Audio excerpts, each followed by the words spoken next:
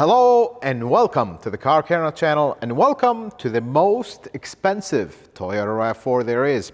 This RAV4 with destination fee and some options is over $50,000. That is deep into Lexus territory, and the RAV4 Prime XSE happily sits in that territory. But is this a good car? Is this RAV4 model really worth it? Well, in today's video, we're going to do a full technical review. We're going to take a look under the hood, underneath the car, all around it to find out, is the most expensive RAV4 worth it or not, right after this.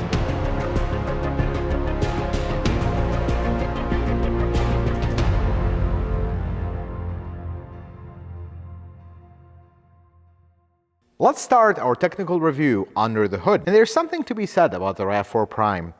Under the hood is exactly the same as a RAV4 Hybrid with some modification. I feel like Toyota took a regular Toyota Hybrid, RAV4 Hybrid that works great, and kind of repurposed it as a plug-in hybrid.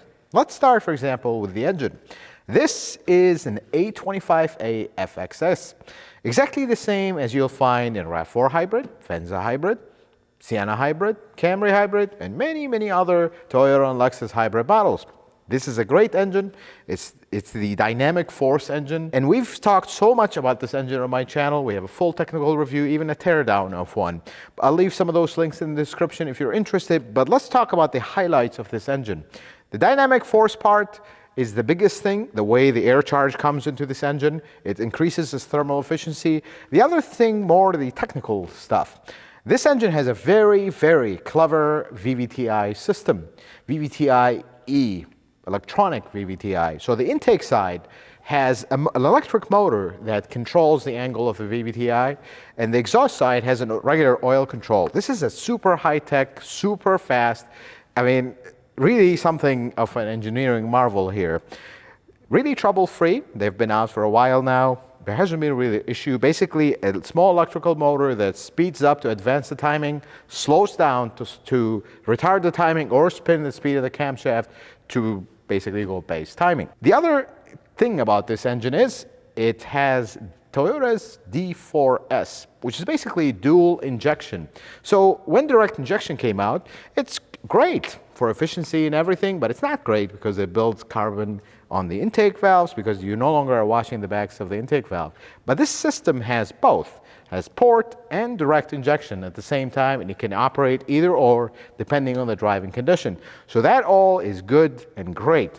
Something else about this engine, even if it's non-hybrid configuration, this engine had an electric water pump. Beautiful, works really good. We've had electric water pumps in hybrids for a long time. They work beautiful. Something else about this engine, it has EGR, even if in its non-hybrid configuration. Some people have bad feelings about EGR systems, but where things with the RAV4 Prime start to change is when we go into the transmission.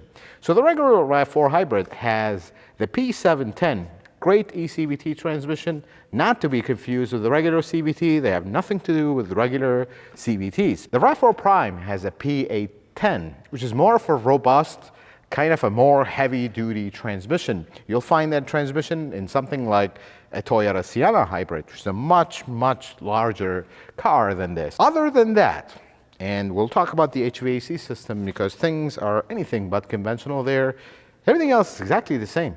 Brake system is the same. Inverter is the same, by the way. This is a 4th generation hybrid system. Everything is exactly the same. So basically, it took a regular hybrid, gave it a better transmission, and a much larger battery. We'll see that when we go under the car. But what really had to change here is the HVAC system. And now we have a much larger battery that needs much better cooling, not the air cooled that you'll find in regular hybrids. So here's what they did. They put the world's most complicated HVAC system you'll find in any hybrid Toyota or Lexus model. This is a heat pump system, and to make a long story short, they basically took a regular AC system from a car and gave it the ability to flip, where the hot side is inside and the cold side is outside. I have a detailed video on how that works. I'll leave that in the description as well. But basically, this enables the RAV4 Prime to have heat on electric mode only. You can charge this car, you get up to 40 miles of range, although I could never get more than 38 miles of range, but That's okay, close enough. And then you have full-on heat. You don't need to turn on the engine to heat it up to get heat. Heat pump system can take care of that to a very low temperature. So perhaps if you live in a very cold area, this might be an issue because the engine will just be forced on and there goes the plug-in hybrid part. But other than that, this is a beautiful system.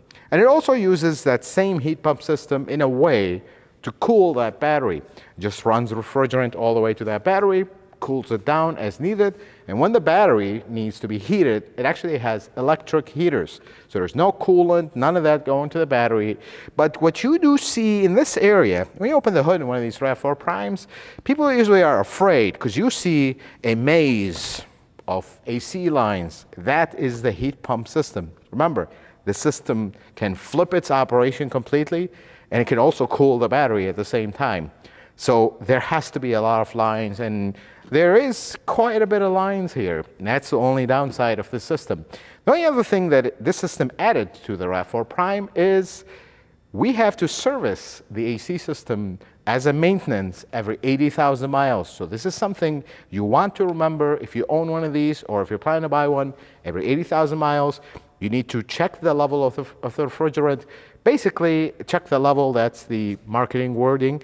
You need to discharge the refrigerant and recharge it. That's the only way you can check the level. Let's take a look underneath the RAV4 Prime, starting with all the covers. I mean, this thing is completely covered all around. And this is how you want newer cars is. Keeps it clean underneath, keep corrosion away and everything, keeps components clean and well protected. Service on the RAV4 Prime is super simple, just like any RAV4.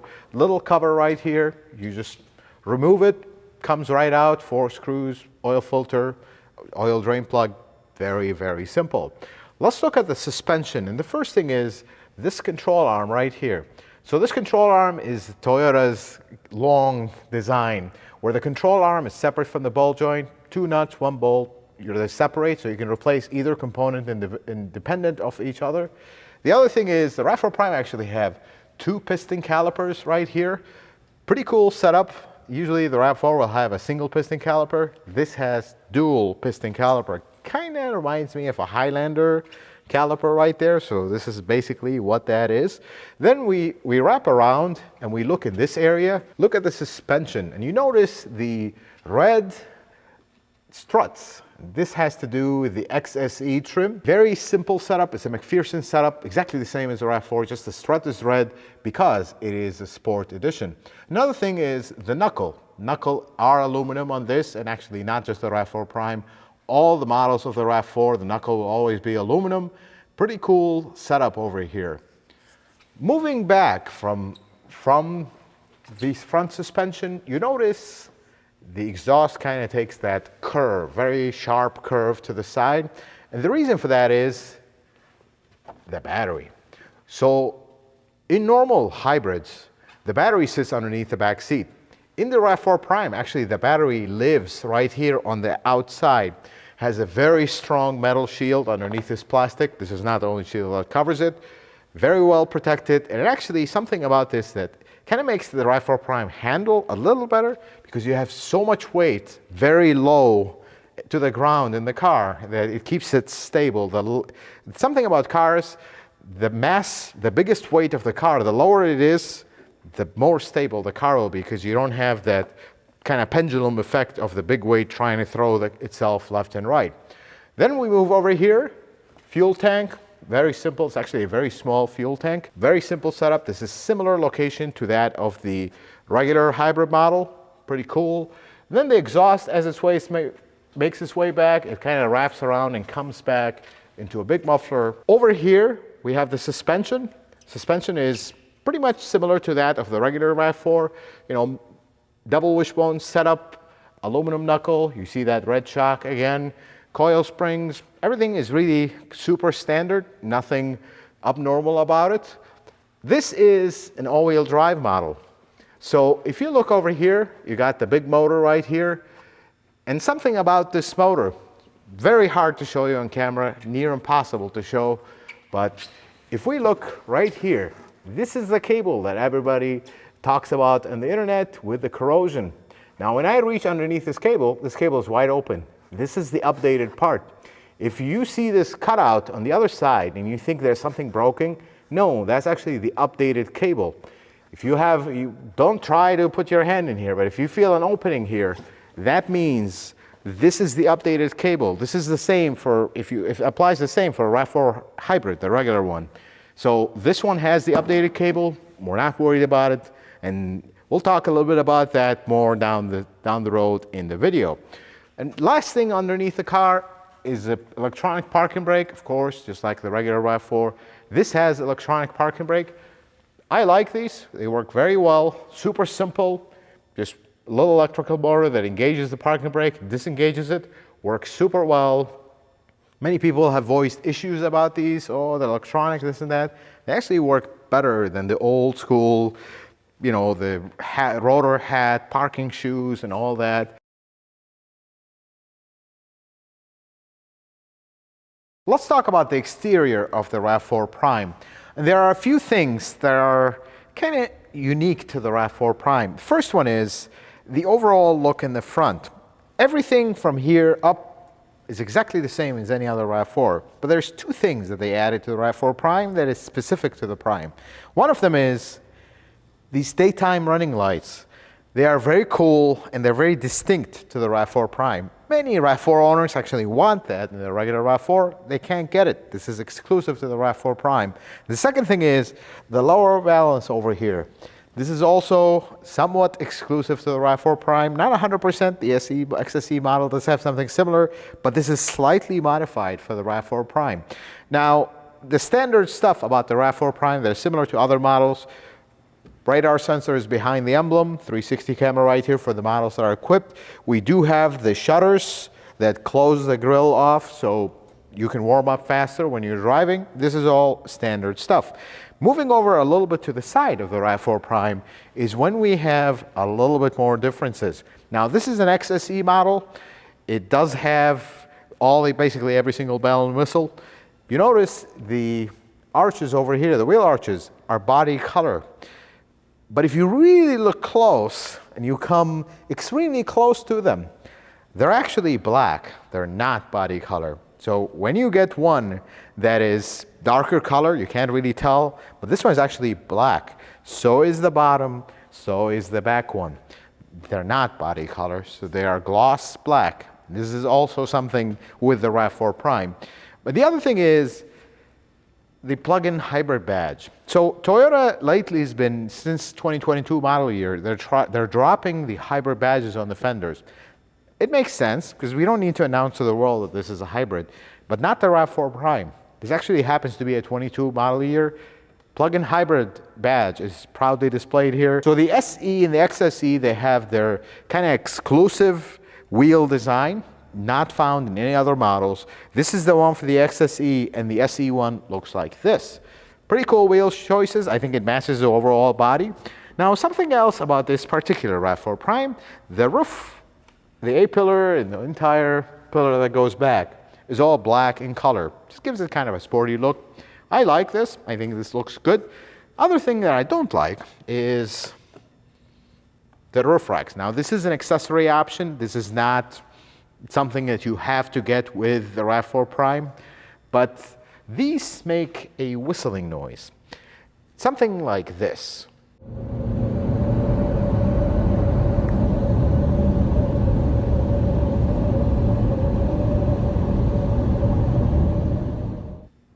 This whistling noise is because this is just like an air brake, and it's going to whistle on the edges. It makes a horrible noise. That's super annoying. Unless you have reason to use these, take them off because they make a lot of noise, as you heard a little bit ago. Other thing on the RAV4 Prime XSE, it does have a full panoramic sunroof. I really like this. This is really cool. I wish this was available in more models and more trims as an option, but in the XSE trim, you do have that option. Moving over to the back, business as usual in the back here. We have a very nice Prime logo in red. I really like this logo. It looks super cool. Everything else, however, is exactly the same. There's really nothing different here. We're going to take a look at the back. Of course, power operated door, which has a dual motor shock. So these shocks actually contain the motors that lift this door up and down. Now, should these one or both of these motors go out, you can no longer easily open and close the door, and you have to replace both of them. It can get expensive. This design, basically, the entire automotive business is going to, so this is what we have. Now, let's take a quick look at the back area here. One of my favorite sights in any new car. This over here is a dying relic, a spare tire. Now, this is not a full-size spare tire, but it's almost. It's a pretty large, small spare tire. I love to see this, and this car has so many stuff. You've seen underneath it, so much stuff going on, but we still have a spare tire. I wish every single car still had that, but they're slowly disappearing and dying. Toyota, of course, being very conservative and old school, we still have the spare tire, which is great. Now, another thing here, we have plenty of space here. This is a pretty spacious, there's no third row. There's not even an option available. Pretty spacious. If you fold down the seats, which do not have any kind of release here, nothing. But another thing that is cool here is we have a power outlet here. 1500 watts. Very nice power outlet. For in case you're going camping or something, you can use that. That is pretty cool. The last thing that is kind of a RAV4 Prime special, the charging door. So the RAV4 Prime, of course, have a charging door where you can plug it in, charge it, but something to be said about this door. It is enormous. I don't know why they made it this big. It could have been the same size as the fuel door, but it is not. But then you just open it. And the first thing you notice, this door is extremely flimsy, very thin, very flimsy. That's what they went with. And the reason for that is the hinge that holds this massive door is actually the same size as the fuel door one, potentially designed for that. So this is a bit much. The other thing is you just open this, plug in your car, and life is good. You do have a little itty bitty light over here to light up in case you're trying to plug it in at night. Very simple operation. I like it. I think other than the flimsy door and the oversized door, this is very simple, easy to understand on how to do it. Let's take a look at the inside of the RAV4 Prime. And there's something to be said here. This is exactly the same as the interior of the regular standard RAV4, even the non-hybrid. I mean, everything is exactly the same. However, there are a few things that are exclusive to the RAV4 Prime. First one is in the center stack here, right next to the shifter, which, by the way, the shifter is a standard, actually cable operator shifter, which is pretty cool. I love these old school shifters. They work really well. They're kind of bulletproof. But right next to it, you have 3 buttons that really differentiate this from the hybrid, the RAV4 Hybrid and the standard RAV4. First one is Auto EV Hybrid. So this basically puts the car in a mode that it's automatic. It's going to pick the best driving mode for you. For an EV, if you're driving normally, slow, it's going to switch to EV mode. If we're all of a sudden accelerating harder, it's going to switch to dual mode, where it's HV and EV at the same time. That's where you get the full power of this car. This car makes just over 300 horsepower. For a RAV4, that's a lot. This goes 0 to 60 actually in a record time for a family crossover like a RAV4. But when you put it in auto, that's when you achieve full power. But right next to it, you have a mode where you switch manually between hybrid mode, where it'll bring on the engine as needed, shut it off, or full-on EV mode. In either mode, the manual modes, you will not get the full power of the car, but you can select, like if you're fully charged up, you could just select EV mode and off we go in EV mode, and it will not turn on the engine unless there's a specific criteria that forces the engine on, but otherwise it won't do it. The other mode is if you press and hold that button, that's when you go into charge mode, which is possibly the party piece of the RAV4 Prime, something that you will not find in a lot of kind of plug-in hybrids, at least the ones that I've reviewed in my other channel. Charge mode allows you to charge the high voltage battery to achieve EV range up to 80%. This is possibly the coolest thing, because let's say you went on a long trip and to your destination, you're going to be driving around town and whatnot. You don't really have access to a charger, not like at home or whatnot. You're going to engage charge mode on your way there. It's actually going to charge your battery, so when you do get to your destination, you have EV range. And for those that, this is an email that I get all the time, comments asking, what happens if I bought a RAV4 Prime, I live in an apartment, I don't really have easy access to plug in the car to charge it. What do? Use charge mode. Then you will achieve EV mode. Note about charge mode. Your gas mileage will dip severely because then the engine is not only working all the time to drive the car, it's actually working to charge the batteries as well. Pretty neat feature. Something else that is kind of unique to the RAV4 Prime, trail mode. Now, trail mode makes me wonder, what were they going with this car? Because this is technically meant for trails, off-roading, light off-roading. You're not going to go severe off-roading with this. But what trail mode does, it uses all the braking system to mimic a limited slip differential. It'll basically, when it sees a wheel start slipping, it'll apply brake to it, and it'll transfer the power to the other side. Because this doesn't have limited slip differentials, not in the front, not in the rear, but it'll mimic that. However, trail mode, you do not want to activate it at higher speeds because you don't want brake applying at higher speeds. This is really meant for light off-roading. When you get really stuck, it will really help you get out of some situations, which is pretty cool. And something to be said about this interior. I mean, this is possibly one of those interiors that is the most functional. I mean, this interior is so focused on function and utility. It is such a laborless act to sit here and use this car. I mean, for example, we look at the HVAC controls. They're super easy to operate. Everything is physical button. Two particular highlights here that I'd like to talk about, and this is not just RAV4 Prime, by the way. You have a mode that is eco, heat, and cool. If you're not really extreme weather, but you need some HVAC operation going, you can put it in eco, and that kind of prioritizes economy and efficiency over high heat and kind of high cooling effect. Second mode is focused. So this mode will prioritize the driver over everybody else in the car. This is so cool because whenever the car is moving, there will always be a driver, but there will not always be a passenger. So you can use this mode to kind of focus the heat or the AC on the driver, not everybody else, which means you're going to feel warmer or cooler quicker. That is a pretty functional feature. Very innocent looking button. You just press it, and it does that behind the scenes, and life is good. But then there is the little stuff that actually matter a lot. This car has dual climate control. So you can control separate temperature in the driver or passenger.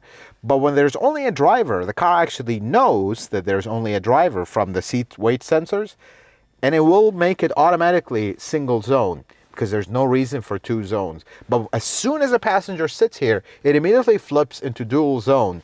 That is pretty cool. It's a small touch, but it makes a huge difference. And then we move to stuff like the heated and cooled seats. Of course, this is the XSE trim. This is the highest trim of the RAV4 Prime. It has heated and cooled seats. They're physical buttons. Easiest thing to operate. Very, very simple. And then we have a very curious button and a blank switch. We have the traction control button, very large button in the middle of the control stack here, and then a blank switch. I mean, this is where things kind of go the Toyota way. We have a blank switch, very large, in the middle of the dash on a $50,000 top-of-the-line model. Makes you wonder, what was the plan with this blank switch? That's what they went with. Something else about this, look, the materials here are not wowing. That's the word I'm going to use here. They're not Lexus grade. They're actually very standard materials you'll find in many Toyota models. There's nothing exclusive here. But this interior, overall, the entire package, is such a usable interior. I love it. Some people call it old school, lacking in features and all that. But that's exactly what majority of people want. They don't want the car to be requiring a master's degree to operate. This is super simple. You don't have to think to operate anything in here. And that is a huge plus for the RAV4.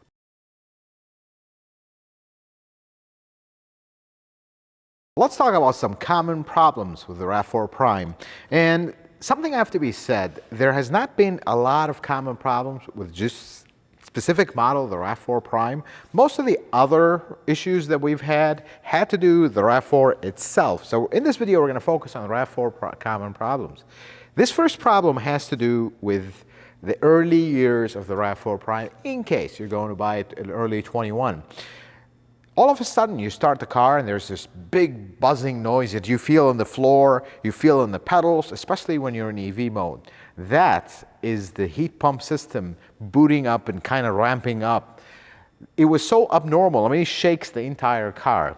That is abnormal. Toyota actually issued a software update to fix that, just to kind of lessen the startup of the heat pump system so it wouldn't buzz the whole car. Because really there was no issue per se, it was just kind of the programming thing. They changed that. If you ever have that issue in an early one, there is a software update to take care of that. The other issue that has nothing really to do with component or software or that, there is a ground for the DC converter that's all the way in the back behind the back seat.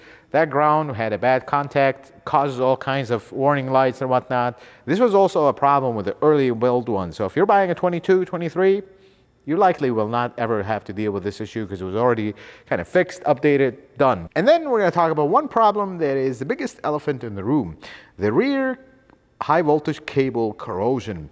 There is no real data indicating that the RAV4 Prime is actually affected by this. But one thing I will say, Toyota did extend the warranty on the cars that are affected, mainly the RAV4 hybrids, for 8 years, 100,000 miles. Basically, if you have this issue and it is causing a big problem, they extended the warranty to take care of folks that had this issue. But there's no indication that the RAV4 Prime does have this issue, even though it is a similar unit in the back and a similar cable. But so far, there's no real information that this is actually affecting the RAV4 Prime. And as we looked in this model, this one is not affected because it has the cutout. So there is that. Let's talk about some things that I do not like about the RAV4 Prime. And the first thing is, kind of has nothing to do with the RAV4 Prime, but in a way it does. The regular RAV4 is, how should I say this? It's super loud when you drive it. I mean, there has been absolutely no effort to insulate this car in any way, shape, or form. And this problem becomes a bigger, more prevalent problem when you go into the RAV4 Prime.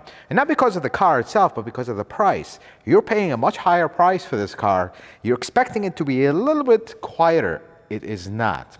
It is extremely loud, on-road, highway, everywhere. And that is kind of a RAV4 thing, even the previous generations. They're generally louder than their counterparts. You go look at a Highlander, super quiet. You go look at a Camry, it's quieter. RAV4, super loud.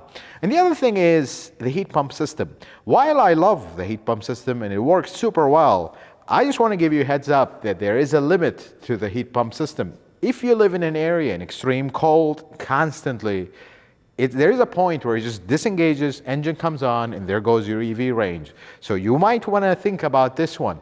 If you live in warmer climate, or if you live in an area like Chicago weather, occasionally we get that cold weather when the engine will force to be on, but not always. So it will work. But if you live in colder climate than Chicago, this is a problem. So what is the final verdict on the RAV4 Prime? This is a super competent plug-in hybrid, a proper one. I've had the privilege of driving other models from other manufacturers of plug-in hybrids, and in my opinion, this remains one of the better ones. First, it has a full blast heat pump system. You can actually drive this in relatively cold weather, not the coldest weather, but relatively cold weather, on EV mode only. It has decent range on EV, and overall they did not completely revamp the RAV4 to make it a plug-in hybrid. They actually slightly modified the things that they needed to, and they kept everything else exactly the same. The only thing that possibly stands between this being a perfect plug-in hybrid is the price.